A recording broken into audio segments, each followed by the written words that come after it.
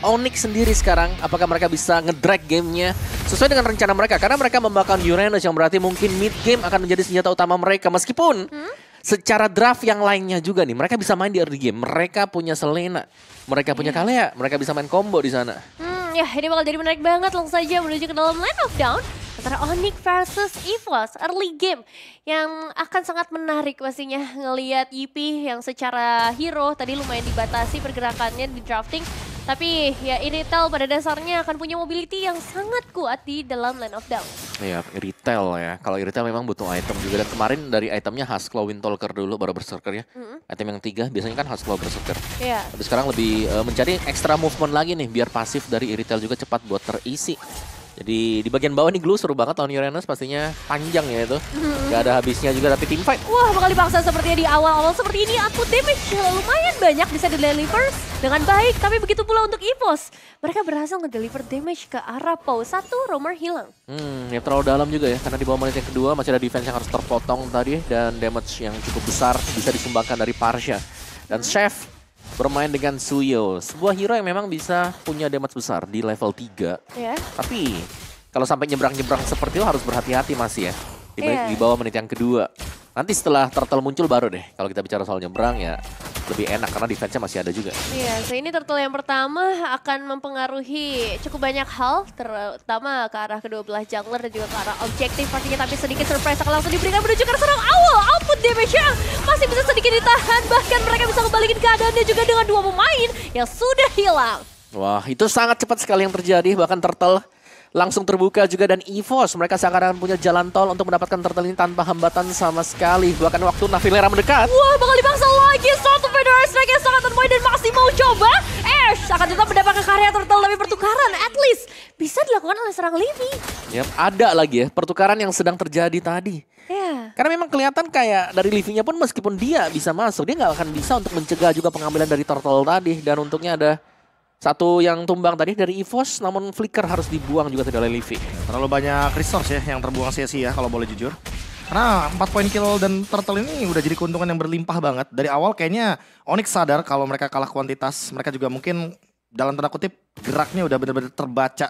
Sehingga membuat kekuatan Navilera yang harusnya ada di level 4 power spike-nya dengan concentration jadi ketahan. Tapi lihat nih pertemuan akan kembali lagi terjadi. Lele mencoba untuk menahan dari area depan ya. Tapi Federal Ice Strike sepertinya belum bisa memakan korban. Ash sedikit gangguan distraksi ke bagian belakang dari seorang Lele saja. Tapi ini malah bisa menjadi bumerang karena Lele yang akhirnya tumbang. Ya, ditarik ke belakang tadi langsung juga. Sehingga nggak bisa langsung turun ya. Turunnya di persimpangan nih dari turret 1 dan juga turret yang kedua. Dan tumbang tadi ternyata untuk Lelenya, but it's okay ya. Masih dengan EVOS pastinya yang tetap leading juga. Dan wow, itu bush yang cukup berbahaya. Kalau lewat dan nggak ada pengecekan sama sekali. Jadi Abyssal Arrow, Abyssal Trap. Dari Livy ini akan punya peranan penting juga nih. Jangan sampai ada rumput yang bisa dihuni oleh pemain-pemain EVOS. Sementara di bagian bawah Ash berjibaku 1 lawan 2. Iya, ini 1 lawan 2 yang cukup berbahaya bagi seorang Navilera sebenarnya. Tapi tetap Uranus kan cukup strong, region HP bakal deras banget juga. Dan sekarang sudah menuju ke arah full HP lagi. Jadi nggak perlu terlalu khawatir ya di bagian bottom lane. Kayaknya bakal skip dulu sih ya buat XP liner kedua ini. Kayaknya emang bener-bener terlalu strong. Kayak mereka solo kill juga hampir impossible. Yang mungkin bisa kita lihat adalah bagian bagaimana rotasi mid lane-nya. Karena dari tadi yang gerak duluan itu pasti ada di Onyx-nya. Dan sekarang lihat foreman move-nya juga udah di Onyx duluan. Iya, mereka yang selalu ngebuka inisiasi. Tapi masalah 2 inisiasi awal mereka gagal. Kita bakal lihat untuk inisiasi selanjutnya. Apalagi dengan hadirnya Selena nih, Abyssal Arrow-nya kalau misalnya connect. Apakah itu bisa dieksekusi dengan baik nantinya? Karena masih belum berhenti juga dari seorang Chef. Berhadapan dengan Aulus. Setengah darah sudah mulai menghilang dan setup akan langsung dilakukan kali ini EVOS. Mereka juga masih mencoba untuk tarik ulur. Dan aku juga ngeliatnya ya, bahwa tugas dari Uranus kan sebenarnya adalah manjangin lane-nya dia. Mungkin ambil mid dengan lane-nya dia ya, itu di base lawan. Tapi sekarang dia lebih memilih buat join the fight. Dan kita tahu kan Uranus ini sebenarnya minimal ya untuk pemberian dari efek CC. Jadi biasanya nggak terlalu efisien untuk di awal-awal. Selena-nya malah jadi kayak nggak works ya. Yang tugasnya mungkin Selena bukan buat nge-clear di sini, tapi buat ngasih presence. Lihat aja kayak EVOS tetap bisa stick berlima gitu loh dengan bush yang mereka pegang. Iya, dan sekarang Abyssal Arrow-nya berhasil connect. Setengah darah memang mulai menghilang dari seorang Lele, tapi sekarang distraksi juga. 1 buah tsunami slam yang dibuka, ngebuat Serve akhirnya bisa nge-secure ke arah turtle-nya. Belum ada trade sejauh ini. Dan itu adalah satu team fight yang bakal coba untuk ditarik lagi sama Onyx. Lebih panjang lagi, lebih lama lagi untuk bisa ngedapetin satu buah outer threat di area mid lane. Ya jangan lupa ya, ini Onyx juga dari kemarin mereka early game-nya kuat banget. Mereka selalu bisa dapetin early game. Dan itu yang harus dicatat dengan EVOS. Tadi EVOS sempat unggul kan, early-nya sekarang sudah mulai berbalik ke beberapa hero, bahkan sudah mulai unggul untuk gold-nya. Dan pelan dan pasti dari Uranus juga akan memberikan sedikit push. Nggak bisa di-burst juga untuk sementara waktu. Oh, tapi lihat di bagian bottom lane sepertinya bakal ada beberapa source skills yang harus dikorbankan. Termasuk dari seorang Yippee. Satu buah retribution demi bisa memberikan efek slow dan juga sedikit damage. Tapi sayangnya ini nggak bisa dilanjutkan lagi. Ya. Bagian top lane juga kayaknya nggak bakal mudah lah untuk ngelakuin killnya. Ini kayak Granger di sini yang punya tipe burst damage, dia tuh pun tetap butuh Sky Pierce. Jadi masih butuh waktu kayaknya untuk EVOS, walaupun mereka di early game udah sempat leading ya dari segi point kill dan turtle. Tapi semenjak tadi Chef mendapatkan retribution barrel-nya, kayaknya udah mulai pegang kendali lagi buat Onyx. Wah, itu dia satu episode row yang sangat ditunggu. Tapi karena seorang Owl, mampukah output damage dari tim Onyx memberikan 1 poin instant elimination, tapi ternyata masih belum cukup. Dan Navilera ini masih memberikan gangguan juga ke arah Ashe. Ya, ini pasti sih job desk dari Navilera ketika menggunakan Hilda juga hampir sama. Nge-pressure ya, screening buat jungle-nya musuh biar gak dapetin buff dengan nyaman juga. Dan kalau ada kesempatan dia bisa mencuri buat buff-nya. Dan mid-nya masih ada pressure dari Onyx, belum berhenti sama sekali. Gold yang sudah mereka kejar juga, dan seharusnya turtle ketiga kembali ya, ini akan menjadi sebuah pembeda. Karena tadi kita sudah melihat bagaimana turtle-nya terbagi sama rata, satu sama. Jadi EVOS mereka butuh ruang gerak juga untuk bisa mendapatkan keuntungan lebih yang belum kita lihat sampai dengan saat ini. Ya tapi balik lagi sih, Onyx bener-bener main kayak kemarin di upper bracket ya. Mereka main seolah main ini main pingpong. Jadi kayak kalau misalkan Navileranya nemuin linknya dari di atas, mereka bakal coba untuk secure yang di bagian bottom lane. Sekarang juga bisa terlihat bagaimana linknya show di mid lane. Bottom lane-nya ya mau dibiarin aja awalnya, tapi bakal di-secure. Ya, ini bakal coba untuk ditahan ya sama seorang Paul sendiri. Dan sekarang Tsunami Slam-nya memang Connect, tapi 5 menghadapi 2 pemain di bagian bottom lane. Bakal coba untuk dijebak lagi oleh Navilera dari arah yang berlawanan, tapi tidak ada efek sisi yang bisa diberikan oleh tim Onyx. Bahkan Ashe-nya, untungnya ada satu buah retribution yang tadi memberikan sedikit efek slow menghalangi Ashe untuk bisa pulang. Oh, luar biasa tadi. Pertukaran yang dilakukan juga dan tumbangnya Ashe ya. Karena save-nya berarti akan bisa dapetin turtle-nya, tapi belum. Wah, Murder Eye Strike. Ya, kali ini Connect dari Abyssal Row yang mencoba untuk memberikan gangguan, sayangnya belum bisa melakukan pertukaran juga. Gak ada pertukaran sama sekali, turtle-nya bahkan masih ada. Yang aku kira mungkin mau di-setup oleh Onyx. Oke, mereka mau cari trade ya terhadap turret. Jadi kayaknya Onyx ingin mempertimbangkan untuk menangin turretnya dulu Om, 1 tukar 2 ya. Jadi baru mereka setup ke area turtle, tapi hati-hati juga karena ada link. Takutnya ada kemungkinan kalau Ashe-nya bisa langsung steal, tapi ternyata kayaknya nggak cukup. 2-1 turtle Onyx menang. Ya masih bisa juga ya, karena Ashe masih sibuk untuk mendapatkan purple buff. Jadi sama-sama saling mencari, dan memang itu trade-off yang lumayan sih buat Onyx. Dapetin bottom turret juga, mereka masih bisa mengganggu ya dengan Abyssal Arrow yang selalu bisa dilepaskan dengan Leafy. Dan mid-nya masih cukup terjaga, mid turret untuk kedua tim ini. Dan bisa jadi ini kalau memang ada team fight-nya ya Onyx bakal coba untuk tabrak di mid-nya, karena mereka butuh vision juga buat di arena. Iya ya, tapi Pulse juga udah mulai main dengan sangat solid. Satu damage yang lumayan terasa juga sebenarnya dari seorang Seth ya, terutama karena nggak terlalu terganggu juga. Suyonya bisa farming dengan bebas, dan itu akan menjadi bahaya buat EVOS. Mereka harus bisa mengkalkulasi damage-nya dengan baik. Iya. Ini kalau dari item ya balik lagi ya, Glowing One. Ini item yang dibutuhkan banget karena emang kita tahu sendiri Uranus dan Navilera nggak bakal mendapatkan pengurangan dari segi regen HP-nya. Dan per detik pun akan terus bertambah dari stack ini mereka sama Uranus. Sementara ya semakin berjalannya waktu, Ashe akan memiliki item yang lebih memadai. Oke, bakal dipaksa seperti satu buah Tsunami Slam kembali lagi terjadi dan dapetin ke arah Shine. Itu 1 poin eliminasi yang begitu mahal. Dapetin ke arah damage dealer, tidak ada defensive high ground, tapi Avatar of Guardian yang dibuka tiba-tiba tanpa adanya follow up damage kebuat dari EVOS. Sedikit tertinggal kali ini. Ya, dan bahkan hanya ada satu yang tumbang juga ternyata ya, Revitalize yang sangat untuk menyelamatkan, dan Ashe-nya sudah mulai bekerja memaksimalkan penggunaan dari hero link. Split push sedang terjadi untuk di area top, mid sedang diupayakan untuk bisa di-defense ternyata oleh pemain EVOS. Nah, ini yang jadi pertanyaannya, apakah masih bisa di-defense dengan hadirnya seorang Ashe yang bahkan dia belum masuk tapi udah setengah darah menghilang. Ini bahaya banget untuk Ashe. Ya, dan tadi item defense juga selesai, anti-Cuirass. Dan topnya ada Uranus, jadi keunggulan untuk Onyx ini udah sangat-sangat bagus sekali. Ingat ya, mereka adalah tim yang biasanya memang menang di laningnya, mungkin menang dari early-nya juga. Tapi decision yang harus kita nantikan apakah dari Onyx sendiri bagus nanti untuk decision mereka ketika menginjak menit ke-15. Berarti kita tidak berharap ada pasif Onyx ya? Betul. Yang biasanya kita lihat itu mungkin di tim Alter Ego gitu. Waduh, beda mulai pasif late ya. game, gitu kan. Ya tapi balik lagi tugas screening ini yang paling penting ya. Mencari informasi di mana Link berada karena Lordnya udah mulai di-setup. Lord di setup, 3 pemain dari Onyx sudah mulai terpantau juga posisinya. Tapi dari EVOS pun mereka juga sudah menunjukkan 5 pemain mereka. Ash tinggal menunggu waktu untuk kontes retribution. Tapi Ash juga harus berhati-hati dengan output damage yang bisa diberikan oleh Yipi nanti.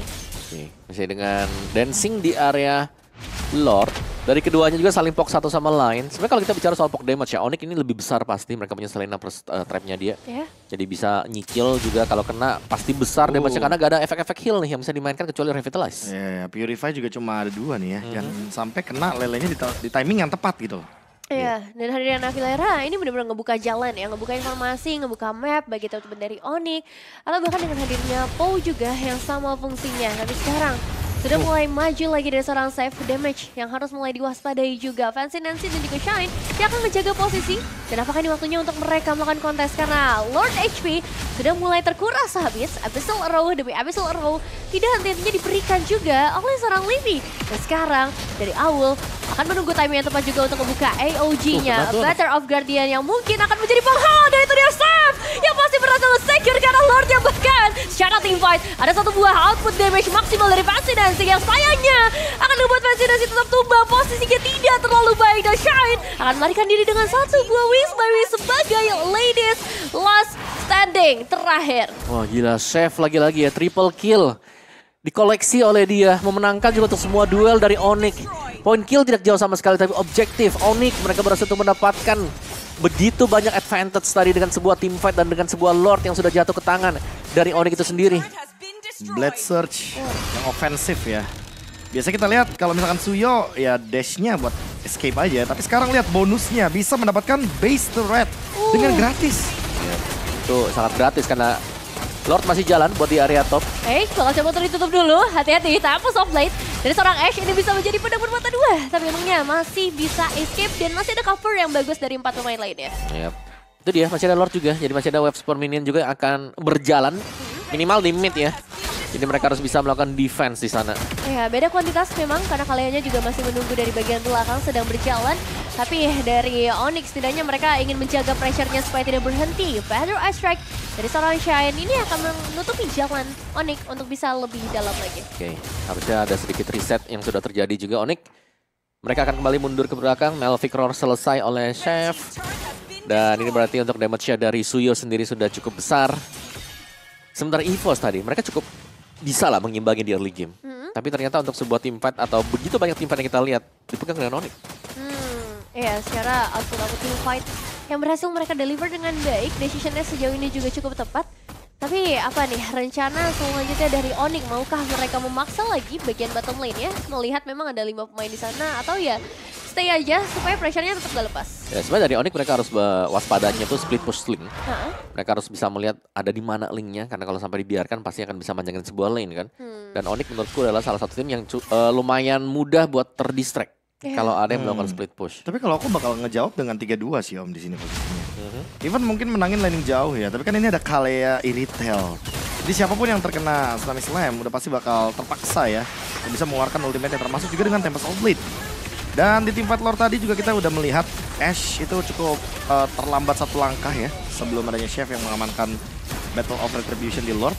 Sehingga itu yang membuat kayaknya triple kill-nya langsung bisa berjalan dengan bonus gold yang didapatkan, item juga langsung bisa di-secure. Dan buat sekarang lihat itu dia formasi di bottom lane. Dimana Kalea dan Iritelnya itu nge-spot di tempat yang benar-benar sering disinggahi sama Link ketika dia melakukan split push. Iya, ada di sana, diam dulu sebentar. Bahaya nih Ya, Bush PH. ya, tapi kalau sampai lewat dibanting dengan Kalea tuh ya ada Tsunami Slam. repot tuh. Instan sih itu. Tapi ya ini dia momen ke area Lord yang akan sangat dinantikan. Karena Navilera bisa dibilang dia udah mulai punya damage ya. Harusnya sih. Kalau kita ngomong soal Navilera kayaknya penerimaan damage yang bakal dia torehkan akan terlalu tinggi bahkan. Fancy Nancy pun masih belum cukup menurut gue. Untuk bisa mendeal damage ke arah dari Uranusnya. Ya, kayaknya butuh banyak stacks ya atau poin lethality penuh kali ya. Ya dari Lordnya. Oke, langsung berhasil secure. Gak banyak gangguan sebenarnya untuk perebutan Lord tadi. Dan memang masih terlalu banyak tugas dari Ash sih. Ini wave minionnya nggak baik buat EVOS. No minion juga tadi, bukan no minion doang, tapi no vision. Ya. Kayak no minion di bottom lane, no vision di bagian Lord, mid lane juga nggak ada yang nge-clear. Feather Airstrike tadi kayak cuma jadi apa ya? Cuma jadi kayak say goodbye aja buat Onyx karena mereka lebih milih disengage. Iya. Dan itu lebih better juga buat EVOS sih. Kalau mereka tadi coba buat maksa juga, kalau kelihatan dari goldnya begini. Sulit lihat, chefnya udah hampir di angka 3.000 loh. Hampir full item, rose gold buat last item dia. Dan ini sebenarnya ujiannya untuk EVOS, kalau mereka bisa tahan. Mungkin mereka masih bisa, tapi kalau mereka bisa tahan. Karena menurutku sih kalau ditabrak pun kayak masih unggul buat Onyx gitu loh. Malefic Gun Om, ini juga bagus banget untuk itemnya EP juga. Jadi dia bisa ngedeal damage tanpa ragu dengan posisi yang lebih aman. Ya, ini bakal jadi bahaya banget. Lordnya sudah mulai berjalan, 3 wave bahkan bakal dimaksimalkan bersama 1 buah konsil. Dan Paul sudah mulai mencari target selanjutnya. Itu dia target yang akan sangat amat tepat, tapi sayangnya masih ada 1 buah Fury Fire yang bisa dimainkan oleh seorang Fancy Nancy. Tetapi turret akan menghilang dan jatuh ke tangan teman-teman dari Onyx. Tinggal bagaimana mereka memaksimalkan poin-poin eliminasi yang masih ada di depan mata mereka. Wave ini selanjutnya mungkin yang akan menjadi jawaban dari teman-teman Onyx, karena mereka masih belum mau mundur, mereka masih belum mau menyerah, apalagi dengan 2 Immortal di area terdepan. Tempest of Blade sudah dibuka dan itu akan menjadi informasi bagi seorang Seth juga ngedeliver damage lebih banyak lagi. Bahkan Lele akan dalam ancaman yang cukup besar, dan lihat itu dia ke bagian belakang. Paul sendirian saja, Feather Airstrike coba untuk dibuka. Battle of Guardian juga masih belum bisa menghalangi siapapun. Mereka masih bisa untuk memperpanjang lagi team fight kali ini karena wave minionnya masih bisa di-clearkan. 2 wave terakhir, monster kill ke arah seorang Owl, dan itu dia Fancy Nancy, Wind of Nature, tapi